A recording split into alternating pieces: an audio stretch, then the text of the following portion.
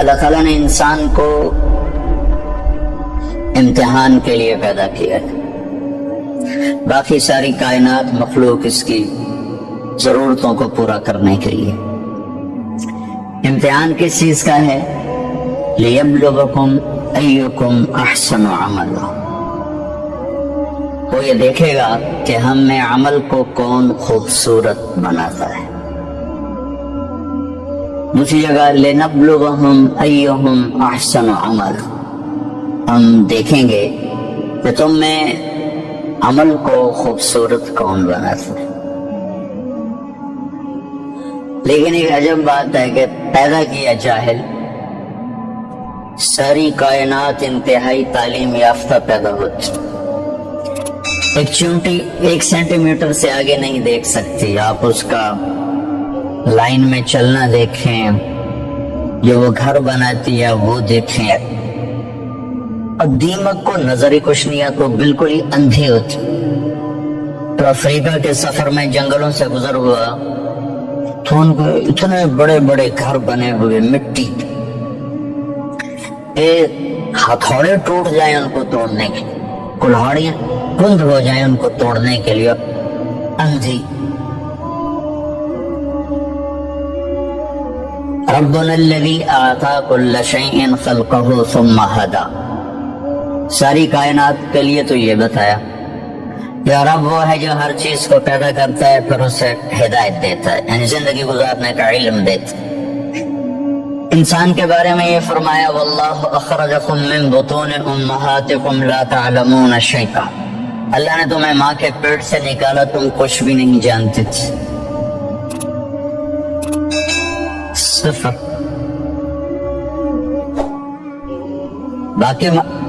باقی مخلوق ماں کے پیٹ سے ہی تعلیم یافتہ پیدا ہوتا، انسان کا بچہ ماں کے پیٹ میں 9 ماہ رہتا ہے، 2 سال تک اسے پتہ نہیں ہوتا میری ماں کون ہے، میرا باپ کون ہے، مجھے چلنا کیسے ہے، مجھے کھانا کیا ہے۔ مرغی کا بچہ انڈے میں صرف 21 روز رہتا ہے، وہ باہر بھی خود آتا ہے، آتے ہی چلنا بھی جانتا ہے، کھانا بھی جانتا ہے، اپنی غذا کو بھی سمجھتا ہے، اپنے مفید اور مضر کو بھی جانتا ہے، اور ماں کو بھی پہچانتا ہے، اور دوست اور دشمن کو بھی جانتا ہے۔ بلی کو دیکھتے ہی واپس آتا ہے، حالانکہ اس نے تو آج ہی بلی کو دیکھا ہے۔ کہاں سے یہ علم آیا ہے کہ یہ دشمن ہے؟ چوہا آج اپنے گھر سے نکلا، بلی دیکھی بھاگ کے واپس، یہ علم کہاں سے آئے؟ آتا کل شیء خلقه ثم هدى۔ دوسری بات کہ ساری مخلوق کا علم پرفیکٹ صحیح علم ہے ان کے پاس، اور وہ اس علم کے خلاف کرتے ہی نہیں، صرف جاندار نہیں، بے جان۔ آم کبھی بھول کے کریلا نہیں اگائے گا، آم پہ آم ہی آئے گا، سیب پر سیب ہی آئے گا، ناشپاتی نہیں آ سکتی۔ وہ اپنے علم کے خلاف بھی نہیں کرتے، اور ان میں غلط علم فیڈ بھی نہیں ہوتا، صحیح علم اندر جاتا ہے، غلط جاتا ہی نہیں، کہ وہ پہلے سے لے کر آتے ہیں۔ آپ بکری کے سامنے پلاؤ پکا کے رکھو، کہے گی میرا تو پرہیز ہے، میں تو نہیں کھا سکتا، ڈنڈے مار کے اسے مار دو نہیں کھائے گی، گھاس رکھو سوکھا بھی تو شروع ہو جائے گی، اور شیر کے آگے زعفران کا تازہ گھاس رکھو، کہے گا مولانا صاحب پرہیز ہے میرا۔ گوشت رکھو تو کھائے گا۔ ایک تو صحیح علم جانتے ہیں، ایک اپنے علم کے خلاف کرتے نہیں۔ انسان جاہل پیدا ہوتا ہے، لا تعلمون شیئا، پھر یہ علم لیتا ہے، اور عجب بات ہے صحیح جان کر بھی غلط کرتا ہے، جانور غلط کرتا ہی نہیں۔ آپ شوگر والے کے سامنے مٹھائی رکھو، ویکھو کھاوے نہ تو میں نے ناپ لگے، وہ کہے گا ادھی گولی بات کھا لوں گی،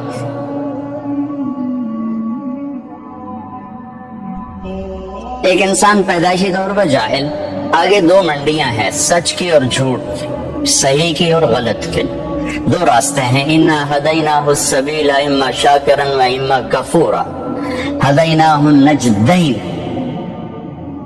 فمن شاء فلیؤمن ومن شاء فلیکفر، دو راستے ہیں، دونوں پر چلنے کے لیے اسباب بھی موجود ہیں، بتانے والے بھی موجود، دو علم ہیں، دونوں کے بتانے والے بھی موجود ہیں، سکھانے والے بھی موجود ہیں، چلنے والے بھی موجود ہیں،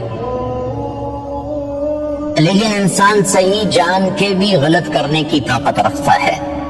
سچ کا کون انکار کرتا ہے کہ دنیا کی خوبصورت ترین صفت ہے سچ، سارا بازار جھوٹ بولتا ہے، کہ جانتے ہوئے کہ سچ نجات دیتا ہے جھوٹ ہے۔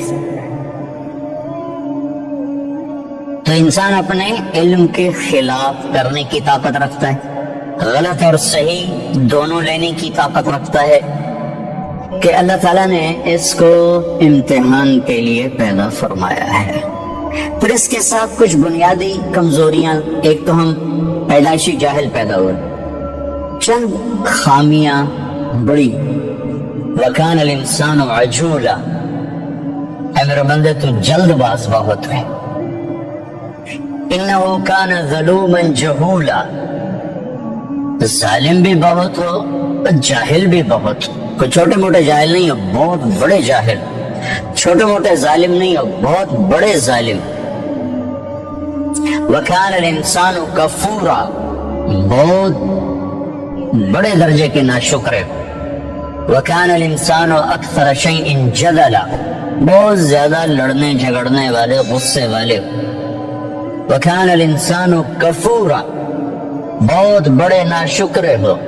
وَكَانَ الْإِنسَانُ قَتُورًا، بہت بڑے بخیل۔ یہ چند بنانے والے نہیں، ہمارے نقائص ہمیں بتائے ہیں، قرآن سے ایکس رے کر کے ہمیں بتایا ہے کہ ایک تمہارے اندر پیدائشی یہ چند سقم ہیں، جاہل، ظالم، جلد باز، بخیل، ناشکرا، غصے اور جھگڑے والا۔ اور بھی کئی سارے ہیں، حلو، جزوع، منوع، یئوس، قنوط، فرح، فخور، یہ سب اللہ تعالیٰ نے بتائی ہیں، جس نے پیدا کیا اس نے بتایا۔ یہ سب کچھ بتا کے اللہ ہم سے یہ اقرار کروانا چاہتا ہے کہ تم کہو میں جاہل، مجھے کچھ نہیں آتا۔ چونکہ سیکھنے کا کام اس وقت شروع ہوتا ہے جب آدمی کہتا ہے مجھے نہیں آتا۔ جب وہ پہلے سے ہی دعوے دار ہو مجھے سب پتا ہے تو اسے کون سکھائے؟ تو اللہ ہم سے اعتراف کرواتا ہے، مانو کچھ نہیں آتا۔ ویسے بھی اتنی بڑی کائنات کا ہم ایک چھوٹا سا جز ہیں، تو جز اپنے کل کو کیسے پکڑ سکتا ہے؟ اب ہم ایک چھوٹے سے ہال میں بیٹھے ہیں اور یہ میزان بینک کی عمارت بہت بڑی ہے، یہاں بیٹھ کر ہم ساری عمارت کا علم حاصل نہیں کر سکتے۔ کائنات اتنی وسیع ہے کہ اس کی لمبائی چوڑائی کو اللہ کے سوا کوئی نہیں جانتا۔ اس میں زمین ایک ڈاٹ ہے، اس ڈاٹ میں بھی پھر 71% پانی چلا گیا، 29% خشکی آئی، اس خشکی میں ایک چھوٹا سا پاکستان ہے، اس میں ایک چھوٹا سا کراچی، اس میں ایک چھوٹا سا طارق جمیل، اس کی کیا اوقات؟ تو لاجیکلی بھی نظر آتا ہے کہ انسان بہت جاہل ہے، اور اللہ کی خبر بھی ہے میرے بندے تو کچھ نہیں آتا۔ لہذا اب کیا کر؟ اب یہ کر کہ جس نے پیدا کیا ہے اس کے پیچھے چل۔ جو روزانہ بچوں کے ساتھ ماں باپ لڑ رہے تھے، آپ کو نہیں پتا، ہم جو کہہ رہے ہیں وہ کرو، جو کہہ رہے ہیں وہ کرو، آگے ان کے من میں کچھ اور سمایا ہوتا ہے، وہ کہتا نہیں ہم نے نہیں کرنا، ہم نے یہ کرنا ہے، ہم نے وہ کرنا ہے، کبھی ماں سے تھپڑ، کبھی باپ سے تھپڑ۔ اور یہی کچھ جب اللہ کہتا ہے کہ میرا بندہ تو کچھ نہیں جانتا، جو میں کہتا ہوں وہ کر، تو اللہ سے ٹکر لیا میں کہ اللہ نو بھی کر۔ اللہ کے نبی کو کہ وہ تو 1400 سال پہلے کی بات۔ تو جو لاجک آپ اپنے بچوں کو پیش کرتے ہیں وہی اللہ آپ کو پیش کرتا ہے۔ جو ٹیچر اپنے شاگردوں کو لاجک پیش کرتا ہے، بچوں آپ نہیں جانتے جو ہم جانتے ہیں، یہی اللہ کہتا ہے واللہ یعلم وانتم لا تعلمون، اللہ جانتا تم نہیں جانتے۔ لہذا اگر اپنی زندگی کو کسی کنارے لگانا ہے اور آنے کا مقصد کچھ پانا ہے تو جس نے بنایا ہے ادھر لوٹو، وہ کیا کہتا ہے؟ کیونکہ میں نے تو درخواست نہیں پیش کی تھی کہ میں دنیا میں آ جاؤں، اور نہ اب میں چاہتا ہوں کہ میں مر جاؤں، لیکن آنا بھی میری مجبوری بن گیا اور جانا بھی میری مجبوری ہے، جانا ہے۔ کل شیء ہالک، ہر شے کے لیے ہلاکت ہو۔ کیا دن ہوگا جب ملک الموت بھی پسینے پسینے ہوگا۔ اذا زلزلت الارض زلزالها، اذا الشمس كورت، واذا النجوم انكدرت، واذا الجبال سيرت، واذا العشار عطلت، واذا الوحوش حشرت، واذا البحار سجرت، واذا النفوس زوجت، واذا الموءودة سئلت بأي ذنب قتلت، واذا الصحف نشرت، واذا السماء كشطت، واذا الجحيم سعرت، واذا الجنة أزلفت، اذا السماء انفطرت، واذا الكواكب انتثرت، واذا البحار فجرت، واذا القبور بعثرت، اذا السماء انشقت واذنت لربها وحقت، واذا الارض مدت والقت ما فيها وتخلت واذنت لربها وحقت۔ قیامت کو اللہ بیان کر ہلا دینے والی آیات، دوڑ دوڑ دوڑ دوڑ دوڑ جیسے ٹھوٹ ٹھوٹ ٹھوٹ دھماکے بول، دل دماغ کو لرزا دینے والی۔ کیا دن ہوگا جب سب نہ کوئی آج رونے والا ہے، نہ کوئی نوحہ لکھنے والا ہے، نہ کوئی کفن دینے والا ہے، نہ کوئی قبر کھودنے والا ہے۔ آج مالک مملوک سب مرے پڑے ہیں، پھر پہلا آسمان، پھر دوسرا، تیسرا، چوتھا، پانچواں، چھٹا، ساتواں آسمان کو موت کا پیالہ پلانے کے بعد پھر جب اللہ تعالیٰ فرمائے گا فَلْيَمُتْ حَمْلَةُ الْعَرْشِ، عرش کے فرشتے بھی مر جائیں، پھر کہے گا فَلْيَمُتْ جبریل و میکائیل، جبریل و میکائیل بھی مر جائیں، تو اس وقت اللہ کا عرش بول اٹھے۔ ایموت جبریل و میکائیل، یا اللہ کا یہ جبریل میکائیل بھی گئے، مطلب یا اللہ ان کو تو بچا لے، یہ تو سب سے پہلے تیری مخلوق۔ اسکت، اللہ تعالیٰ فرمائیں گے اسکت، خاموش، فقد كتبت الموت على من كان تحت عرشی، میرے عرش کے نیچے سب نے مرنا ہے۔ لو كانت الدنيا تدوم لأهلها لكان رسول الله فيها مخلد، دنیا میں کوئی باقی رہتا اور موت سے بری ہوتا تو اللہ کا حبیب ہوتا، اللہ نے ان کو گزار دیا اس سے۔ ہاں اختیار دیا، عش ما شئت، میرے محبوب کتنی عمر چاہیے؟ جتنی چاہیے آپ لے لیں، لیکن انک میت، موت ضروری ہے، اس سے صرف آپ کا رب پاک ہے، باقی سب کو اس سے گزرنا ہے۔ جبریل میکائیل مر جائیں گے، پھر اللہ کہے گا کون باقی ہے؟ اوہ، اسرائیل کی بھی ٹانگیں کانپ رہی ہیں آج، وہ کہے گا اللہ اسرافیل باقی اور میں باقی، تو لگائیں گے فَلْيَمُتْ اسرافیل، اسرافیل مر جائے تو وہ گرے گا اور سور جو پکڑا ہوا تھا وہ اس کے ہاتھوں سے نکل کر عرش کے ساتھ جا کیسے لٹک جائے، پھر اللہ پوچھے گا کون باقی ہے؟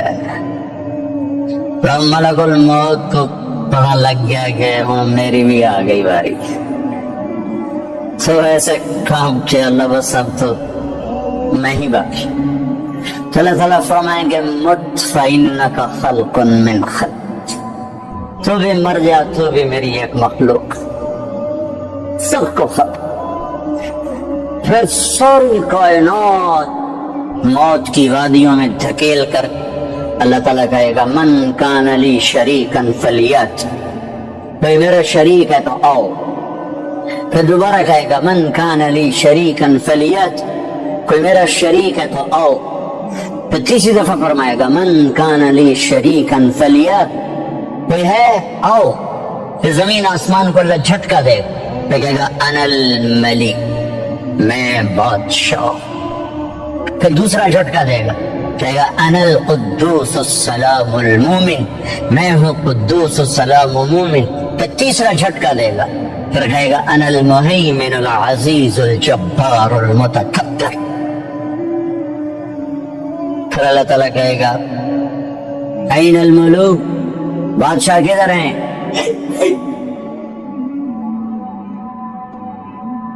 کوئی ہو تو جواب دے۔ این الجبارون، ظالم کدھر ہیں؟ کون بولے؟ پھر کہے گا این المتکبرون، تکبر کرنے والے، ایڑی مار کر چلنے والے کہاں چلے گئے؟ لا تمشي في الارض مرحا انك لن تخرق الجبال، لن تخرق الارض ولن تبلغ الجبال طولا، مت اکڑ کے چل، نہ تو زمین پھاڑ سکتا ہے، نہ گردن اونچی کرنے سے پہاڑوں کے اوپر جا سکتا ہے، تواضع سے چل، عاجزی سے چل۔ محلب بن ابی صفرہ کا بیٹا یزید بن محلب عراق کا گورنر تھا، تو بڑا تکبر سے بازار میں جا رہا تھا، تو مالک بن دینار نے کہا اتق اللہ، اوائے اللہ سے ڈر، کیسی چال چلتا ہے؟ وہ کہتا ہے لعلک لم تعرفنی، لگتا ہے تم مجھے پہچانتے نہیں، میں کون ہوں؟ کہنے لگے جانتا ہوں، تم سے زیادہ تمہیں جانتا ہوں۔ وہ کیسے؟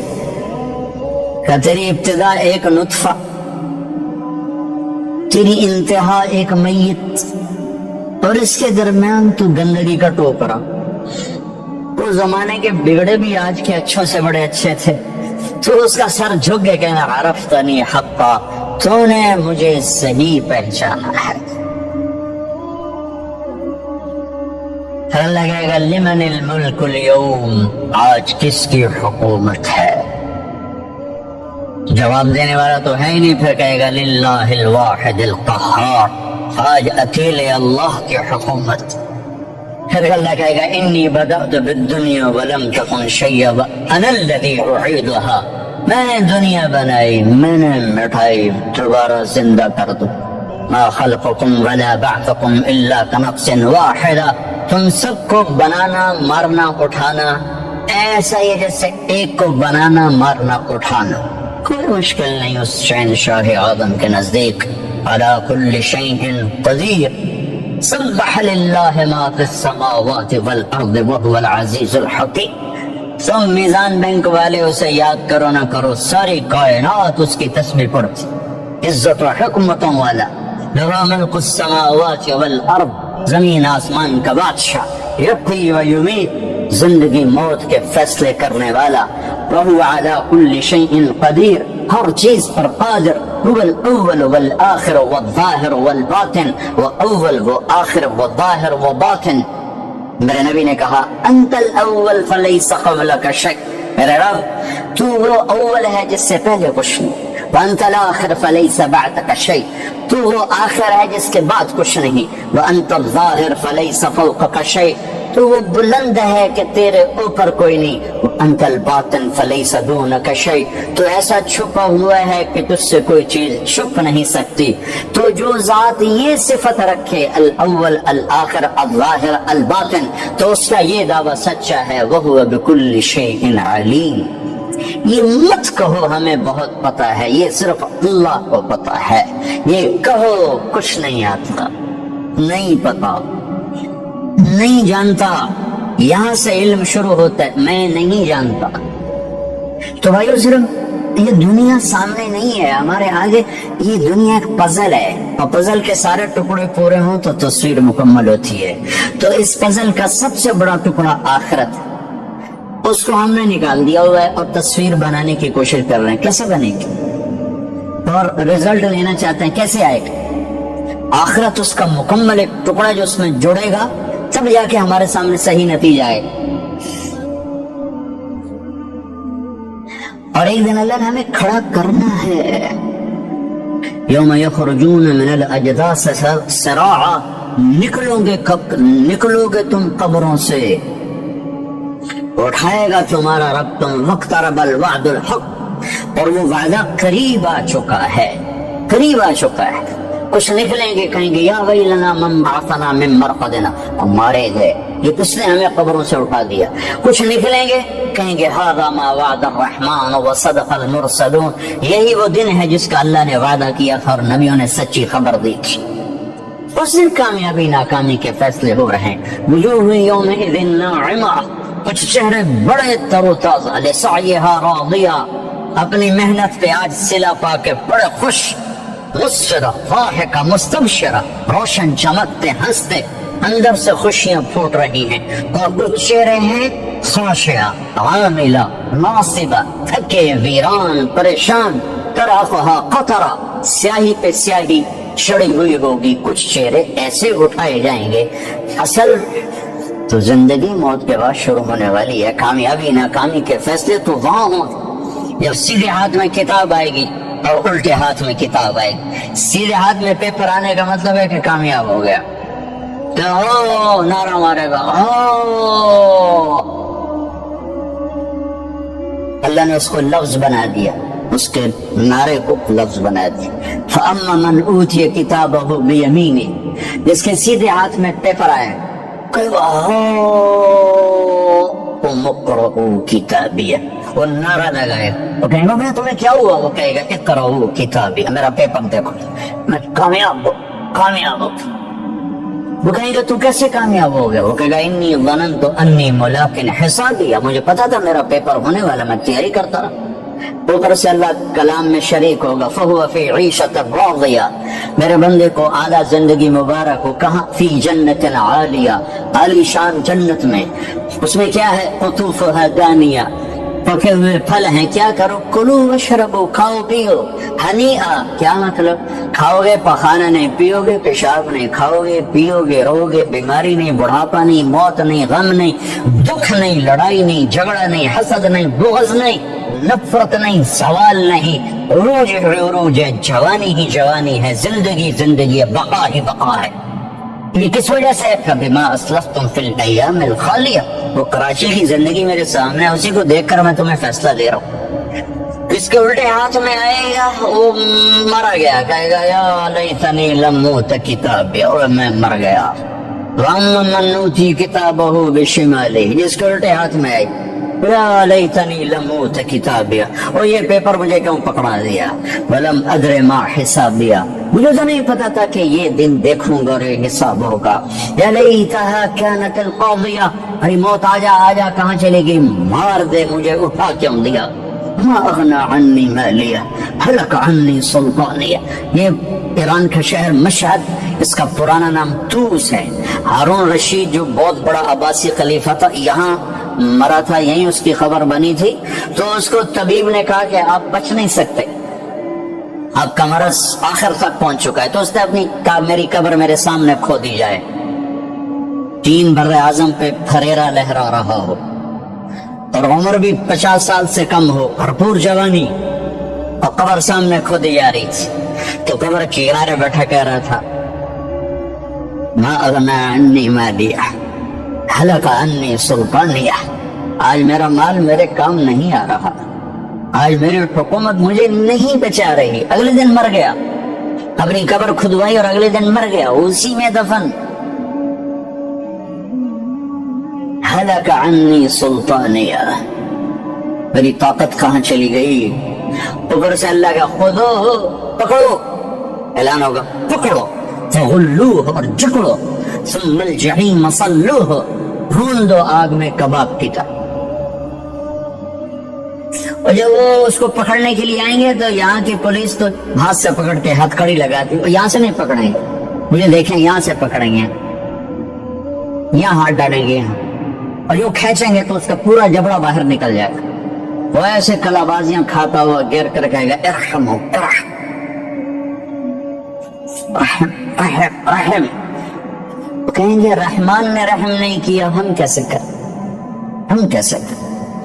اور عورتوں کو جو ناکام ہو گئے، یہ ناکام، جو عورتیں ناکام ہو گئی، انہیں یہاں سے نہیں، انہیں سر کی چوٹی سے پکڑ کر وہ جھٹکا دیں، بس کلا بازیاں کھاتی جا کر کہیں گے رحم رحم رحم، تو کہیں گے رحمان نے رحم نہیں کیا، ہم کہاں سے کریں؟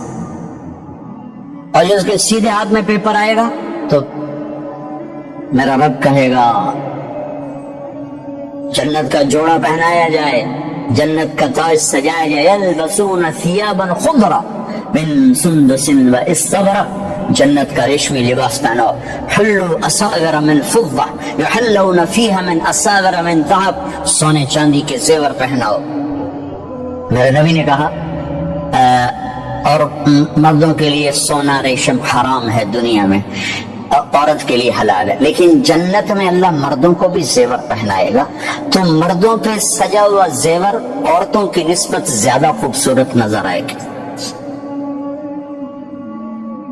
تو کل ہو گیا 5 فٹ, 5.25 فٹ, 6 فٹ, 6.25, 6.5, 7, لیکن جب اللہ تعالیٰ کی طرف سے اعلان ہوگا کہ میرے بندے کو جوڑا پہناؤ, تو اب یہ اس کا یوں کرین کی طرح قد نکلے گا ایسے,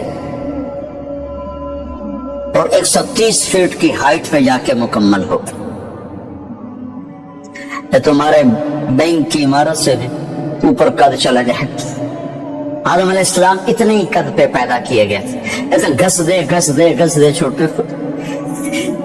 ہمارے میراثی ہوتے ہیں نا, میراثی, تو وہ بڑے سست قوم ہوتی ہے, سر وہ تعریف کر کے روٹی کھاتے ہیں. تو ایک زمیندار کی قسمت ماڑی, اس نے اس کو گھوڑے کے لگا دیا مالش کا. اب میراثی اور مالش کا کیا جوڑ, اور سو گیا, گھوڑا چور لے گئے. وہ صبح اٹھا تو چور گھوڑا لے گئے تھے, اس نے خرگوش پکڑا اپنا را کے باندھ دیا رسے کے ساتھ. بات زمیندار ہے کہ نواب میرا گھوڑا کس سے ہے کہ یہ آئے کھلوتا ہے, نام مراد ہے گھوڑا ہے کہ سیوڑ ہے. سیوڑ ہماری زبان میں خرگوش کو کہتے ہیں. گھوڑا ہے کہ سیوڑ ہے, اگر جی گھوڑا ہے, اگر گھوڑا یہ ہو جانا نہیں ساری رات مالش کی تھی, گس دے آئے رہ گئے. تو 10-12 ہزار سال گزر کے گھستے ہمارے قد یہ رہ گئے ہیں. مرد عورت کی اصل ہائٹ 130 فٹ ہے. اللہ نے اماں کو بھی اسی قد پہ پیدا کیا تھا, ہوا, اور آدم کو بھی اسی قد پہ پیدا کیا تھا. اور مردوں میں سب سے حسین آئے ہیں یوسف علیہ السلام, اور عورتوں میں سب سے حسین آئی ہیں حوا علیہ السلام.